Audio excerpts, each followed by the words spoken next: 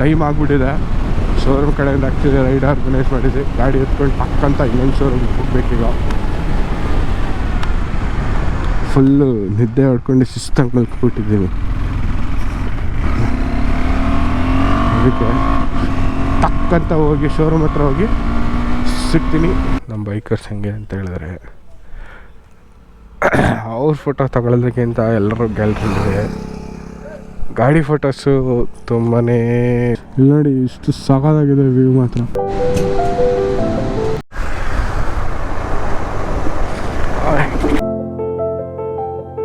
Finally last stretch of the ride. Hi, hello, good morning, welcome back to my new vlog.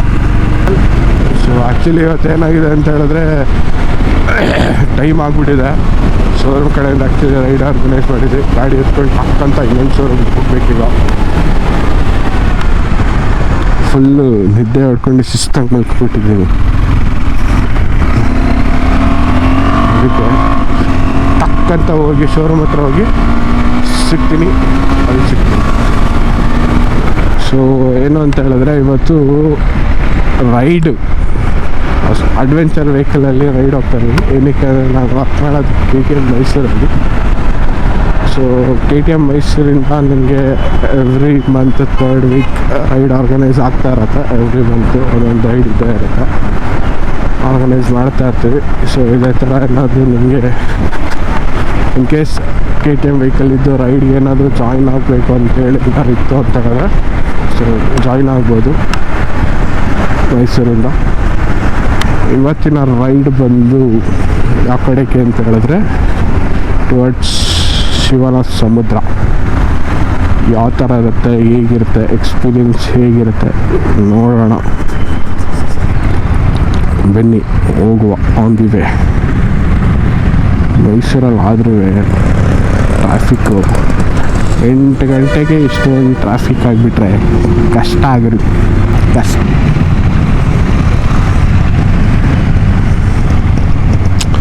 ಮೈಸೂರೊಳಗಡೆ ಎಲ್ಲ road ಕಿತ್ತಿ ಇಟ್ಟಿದ್ರಲ್ಲ, ಯಾಕೆ? Actually ಈ ಟೈಮಿಗೆ ಎಲ್ಲರಿಗೆ ಇದನ್ನು ಹಾಕ್ಬೇಕಲ್ಲ, ಡಂಬರ್ ಆಗಬೇಕಲ್ಲ ಇವಾಗ. ಯಾಕೆ ಅಂದರೆ ನೆಕ್ಸ್ಟ್ ತಿಂಗಳು ದಸರಾ ಇದೆ.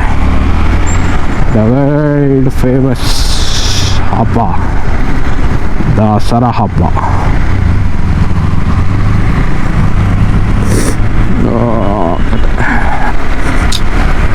ಕೋಲ್ಡ್ ಬೇರೆ ಆಗಿದೆ. ವಾಯ್ಸ್ ಯಾವ ಥರ ಬರ್ತಿದೆ ಅಂತ ನಿಜವಾಗ್ಲೂ ಗೊತ್ತಿಲ್ಲ. ಏನು ಬೇಕಾದ್ರೂ ಆಗಲಿದ್ರು ಈ ಕೋಲ್ಡ್ ಆಗಿಬಿಟ್ರೆ ಭಾರಿ ಕಷ್ಟ. ಇವಾಗ ನೋಡಿ ಒಳ್ಳೊಳ್ಳೆ ವ್ಯೂ. ಒಂದು ರೈಡ್ ಮಾಡ್ತೀನಿ ಅಂದಾಗ ಯಾವ ಥರ ವ್ಯೂ ಕಾಣಿಸುತ್ತೆ. ಇದು ಕರೆಕ್ಟು ಅಪ್ರಾಕ್ಸಿಮೇಟ್ ಆಗಿ ಒಂದು ಸಿಂಗಲ್ ಲೈನ್ ಮಾಡಿಕೊಂಡು ಒಂದು ರೈಡ್ ಮಾಡ್ತಾರೆ. ಈ ಥರದವ್ರು ಬರ್ತಾರೆ. ಆವಾಗ ರೈಡ್ ಮಾಡ್ತಿರ್ಬೇಕಾದ್ರೆ ಈ ಥರದವ್ರು ಅಲ್ಲಿ ಫ್ಯಾಷನ್ ಆಗ್ತಿದೆಯಲ್ಲ, ಫ್ಯಾಷನ್ ಅಂತ ಬರ್ತಾರೆ ಮಧ್ಯದಲ್ಲಿ ಅವಾಗ.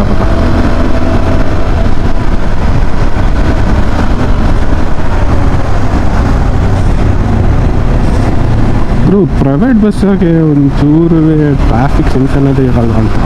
ಈ ಕಡೆಗೆ ಬಂದ ಆ ಕಡೆಗೆ ಹೋದ ಒಂದು ಇಂಡಿಕೇಟ್ರ್ ಇಲ್ಲ, ಏನಿಲ್ಲ, ಏನು ಕಥೆನೋ. ಸಿಂಗಲ್ ಲೈನ್ ಅಂದರೆ ಸಿಂಗಲ್ ಲೈನಲ್ಲೇ ಹೋಗೋದು, ಡಬಲ್ ಲೈನ್ ಅಂತ ಹೇಳಿದ್ರೆ ಡಬಲ್ ಲೈನಲ್ಲಿ ಹೋಗೋದು, ಆ ಥರ. ಬಟ್ ಮಧ್ಯದಲ್ಲಿ ಏನು ಮಾಡಿದ್ದಾರೆ ಅಂತ ಹೇಳಿದ್ರೆ, ಈ ಅಲ್ಲಿ ಲೋಕಲಿಟ್ಸ್ ಬಂದು ಸೇರ್ಕೊಬಿಟ್ಟು ಅವರು ಮಧ್ಯದಲ್ಲಿ ಹಂಗೆ ಮಾಡೋದು ಸ್ಟೈಲ್ ಆಗೋಲ್ಲ. ಓಡ್ಸೋಕ್ಕೆ ಸ್ಟಾರ್ಟ್ ಮಾಡ್ತಾರೆ. ಏನಾಗುತ್ತೆ ಅಂತ ಹೇಳಿದ್ರೆ ಅವಾಗ ಒಂಥರ ನಿಮಗೆ ಆವಾಗ ನಮ್ಗಳಿಗೆ ಕೆಟ್ಟ ಹೆಸರು, ಆ ಥರ ಹೋಗುತ್ತೆ.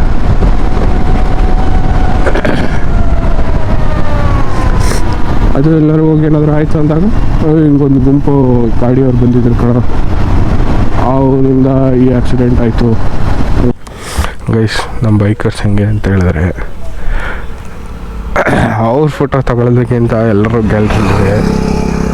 ಗಾಡಿ ಫೋಟೋಸು ತುಂಬಾ ಇರ್ತದೆ. ಫೈನಲಿ ಟಿ ನರಸೀಪುರ ರೀಚ್ ಆಗಿದ್ದೇವೆ.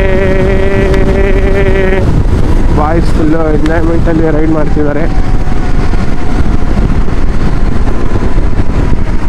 ನೋಡಬೇಕು ಯಾವ ಥರ ಇರುತ್ತೆ ನಮ್ಮ ರೈಡು.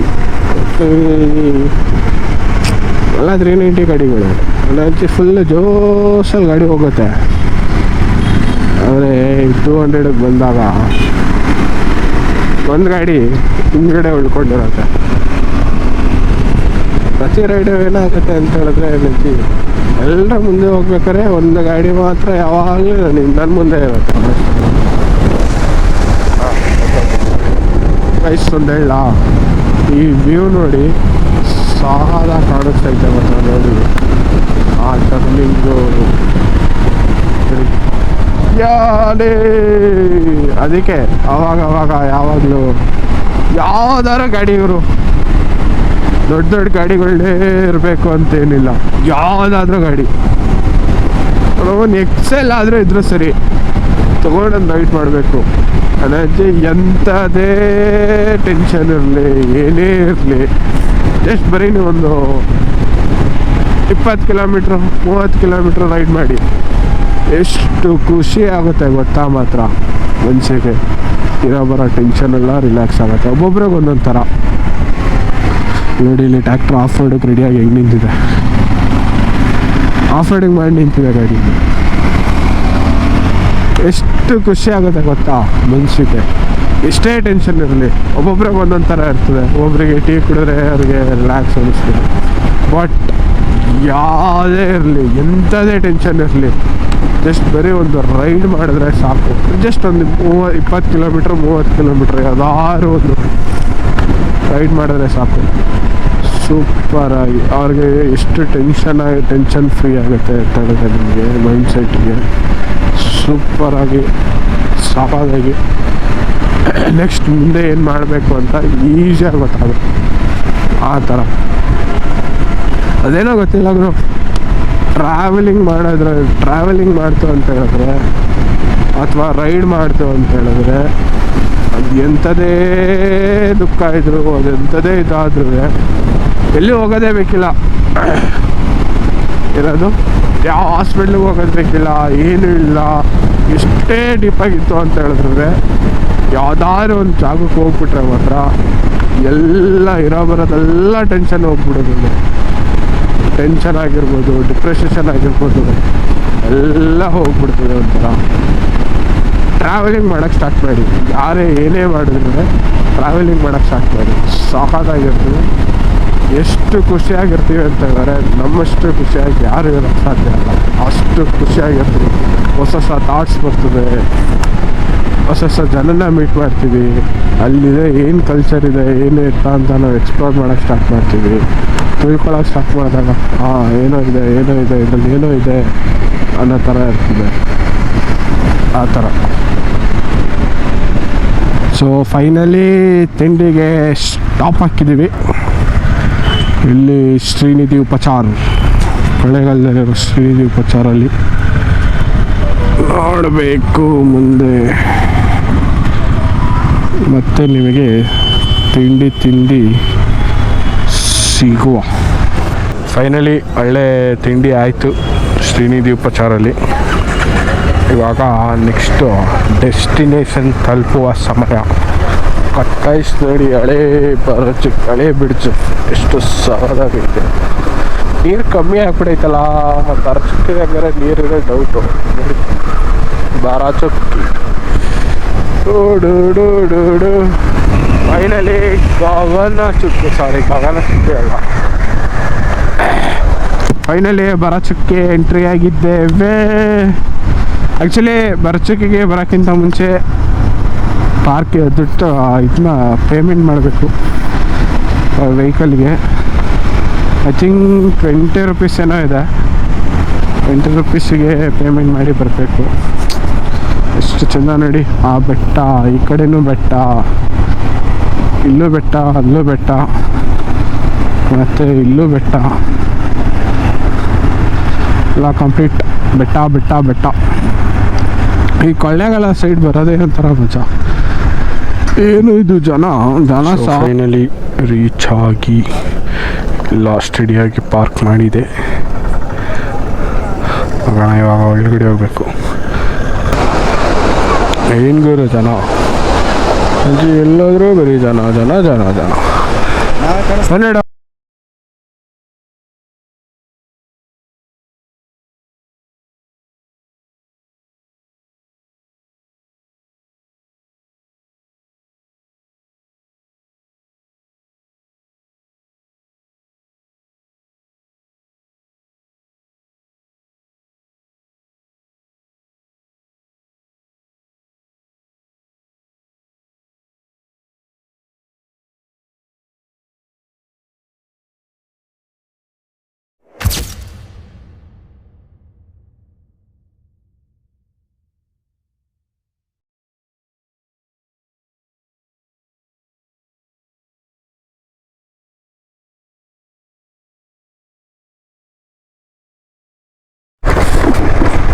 ಗುರು, ನಿಜವಾಗ್ಲೂ ನಮ್ಮ ದೇಶದಲ್ಲಿ ಏನಕ್ಕೆ ಟೂರಿಸಮ್ ಇಂಪ್ರೂವ್ಮೆಂಟ್ ಆಗಲ್ಲ ಅಂತ ಹೇಳಿದ್ರೆ, ಏನಕ್ಕೆ ಅಂತ ನೋಡಿ, ಎಷ್ಟು ಚೆಂದಾಗಿರೋ ಈ ಹೆಸರು ಥರ ಇರೋ ಕಾಡು, ಆಲ್ರೆಡಿ ಬೆಟ್ಟ ಎಲ್ಲ ಐತೆ. ಏನಕ್ಕೆ ಹೇಳಿ ನಮ್ಗೆ ಏನು ಟೂರಿಸಮ್ ಇಂಪ್ರೂವ್ಮೆಂಟ್ ಆಗಲ್ಲ? ಈ ರೋಡು ಬರೋ ಜಾಗಕ್ಕೆ ಈ ರೋಡೇ ಚೆನ್ನಾಗಿಲ್ಲ ಅಂತ ಹೇಳಿದ್ರೆ ಯಾವ ಇಂಪ್ರೂವ್ಮೆಂಟು ಆಗಲ್ಲ. ಇವರು ಬೆಂಗಳೂರಿಂದ ಕೊಳ್ಳೇಗಾಲದವರೆಗೂ ಸೂಪರಾಗಿ ಬರ್ಬೋದು, ಆದರೆ ಆ 3-4 ಕಿಲೋಮೀಟ್ರ್ ಐತಲ್ಲ, ಆ ರೋಡು ಅದು ಗಟ್ಟಿ ಹಳ್ಳ ಹಿಡಿದು ನೋಡ್ಬೋದು ನೀವೇನಿಲ್ಲ ನೋಡಿ, ಬರೀ ಹಳ್ಳ ಹಳ್ಳ ಹಳ್ಳ ಹಳ್ಳ ಹಳ್ಳ ಹಳ್ಳ ಹಳ್ಳ. ಇವರು ಅಷ್ಟು ದೂರ ಬಂದಿದ್ದು ಸ್ಟ್ರೈನ್ ಆಗಲ್ಲ ನಮಗೆ. ಬರೀ 4 ಕಿಲೋಮೀಟ್ರ್ ಬರೋಷ್ಟರಲ್ಲಿ ಎಷ್ಟು ಸ್ಟ್ರೈನ್ ಆಯ್ತದೆ ಅಂತ ಹೇಳಿದ್ರೆ ಅಷ್ಟು ಸ್ಟ್ರೈನ್ ಆಯ್ತದೆ ಮಾತ್ರ. ನಿಜವಾಗ್ಲೂ ಇದ್ರ ಬಗ್ಗೆ ಯಾರೂ ಮಾತಾಡಲ್ಲ. ಆದರೆ ಸುಮ್ಮನೆ ಬರ್ತಾರೆ, ನೋಡ್ಕೊತಾರೆ, ಹೋಗ್ತಾರೆ, ಆ ಥರ ನೋಡಿ. ಹಳ್ಳ, ಬರೀ ಹಳ್ಳ, ಎಲ್ಲಿಂದ ಯಾವುದಕ್ಕೆ ಹೋಗಿ ಬರೀ ಹಳ್ಳ. ಇದು ನಿಜ ಆದರೆ ಕಾಮೆಂಟ್ ಮಾಡಿ ನೋಡುವ. ಸೊ ಎಷ್ಟು ಜನ ಇದನ್ನು ಅಗ್ರಿ ಮಾಡ್ತೀರಾ ಅಂತ ನೋಡೋಣ. ನಾನು ಹೇಳಿದ್ದು ನಿಜ ಅಂತ ಹೇಳ್ತೀರ ನೋಡೋಣ, ಕಮೆಂಟ್ ಮಾಡಿ. ನಿಜ ಆಗಿದ್ರೆ ಎಸ್ ಅಂತ ಕಮೆಂಟ್ ಮಾಡಿ, ಇಲ್ಲ ಅಂತ ಹೇಳಿದ್ರೆ ನೋ ಅಂತ ಕಮೆಂಟ್ ಮಾಡಿ ನೋಡೋಣ.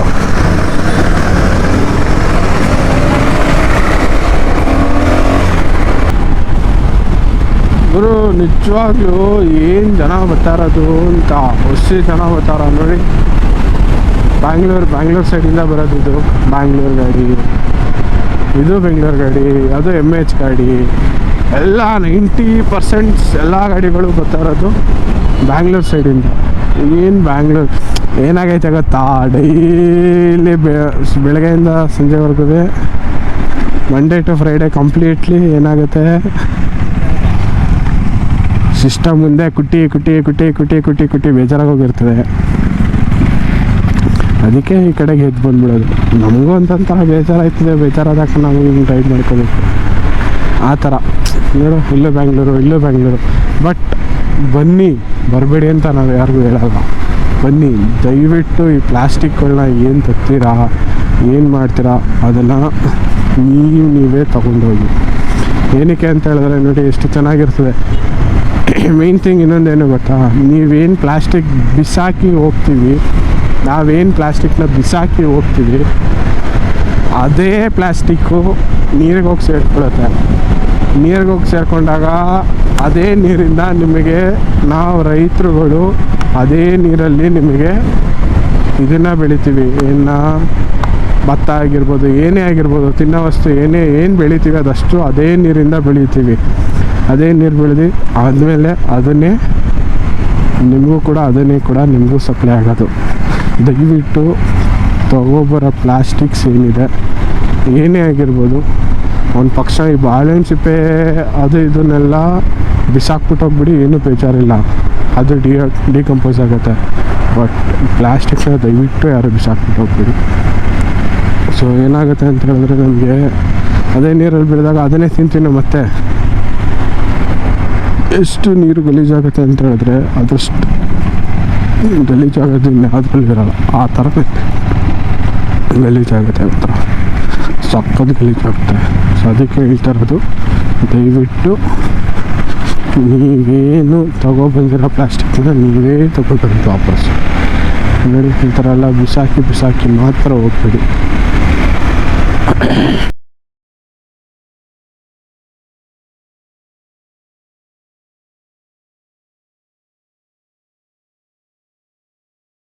ಗುರು ರೋಡಲ್ಲಿ ಟೋಲ್ ಎಲ್ಲ ಮಾಡಿಬಿಟ್ಟಾರೆ ಗುರು, ಗೊತ್ತೇ ಇಲ್ಲ ಯಪ್ಪ. ಇದೆಲ್ಲ ಇಷ್ಟೆಲ್ಲ ಇಂಪ್ರೂವ್ಮೆಂಟ್ ಯಾವಾಗಾಯಿತು? ರೋಡಲ್ಲಿ ಮುಂಚೆ ಟೋಲ್ ಅನ್ನೋದೇ ಇರಲಿಲ್ಲ, ಟೋಲ್ ಎಲ್ಲ ಮಾಡಿಬಿಟ್ಟವ್ರೆ. ಯಾವಾಗ ಮಾಡಿದ್ರೆ ಟೋಲ್ ಎಲ್ಲ ಗೊತ್ತಿಲ್ಲ. ನೋಡೋದು ಆ ರೋಡಾರು ಚಿಂದಿ ಆಗಿದೆ ಅಂತ. ಟೋಲ್ ಇದೆ ಅಂದಮೇಲೆ ರೋಡು ಸಗದಾಗಿರಬೇಕು. ನೋಡೋಣ. Bangalore 100 kilometre, Malavalli 13 kilometre. Let's see road ಯಾವ ಥರ ಇದೆ ಅಂತ. ಇಷ್ಟೊಂದೆಲ್ಲ ಇಂಪ್ರೂವ್ಮೆಂಟ್ ಆಗಿಬಿಟ್ಟಿದೆ ರೋಡು. ಆದರೂ ಸಿಂಗಲ್ ರೋಡು, ಡಬಲ್ ರೋಡ್ ಮಾಡಿದರೆ ಇನ್ನೂ ಚೆನ್ನಾಗಿರೋದು. ಸಿಂಗಲ್ ರೋಡ್ ಇದೆ. Finally last switch off the right. ಏಕೆಂದರೆ ಶೋರೂಮ್ ಹತ್ರ ಬಂದೆ. ಶಿಸ್ತಾಗಿ ಈಗ ಗಾಡಿ ನಿಲ್ಲಿಸ್ಬಿಟ್ಟು ಸೀದಾ ಮನೆಗೆ ಹೋಗಿ ಒಂದು ರೌಂಡು ದಬಾಕೋಬಿಡೋದು ಅಂದರೆ ಮಲಿಕೋಬಿಡೋದು. ರೌಂಡ್ ದಬಾಕೊಂಡೆ ಸಂಜೆ ಬಾಯ್ಸ್ ಗಣಪತಿಗೆ ಚಪ್ರ ರೆಡಿ ಮಾಡ್ತಾ ಇದ್ದಾರೆ. ಚಪ್ರ ಕೊಡೋದಕ್ಕೆ ಹೋಗಿ ಗಣಪತಿ ಹಬ್ಬ ಇನ್ನು 3-4 ದಿನ ಇದೆ ಅಷ್ಟೇ. ಯಾರೋ ಫೋನ್ ಮಾಡ್ತಿದ್ದಾರೆ, ಯಾರು ಫೋನ್ ಮಾಡ್ತಿದ್ದಾರೆ ಗೊತ್ತಿಲ್ಲ.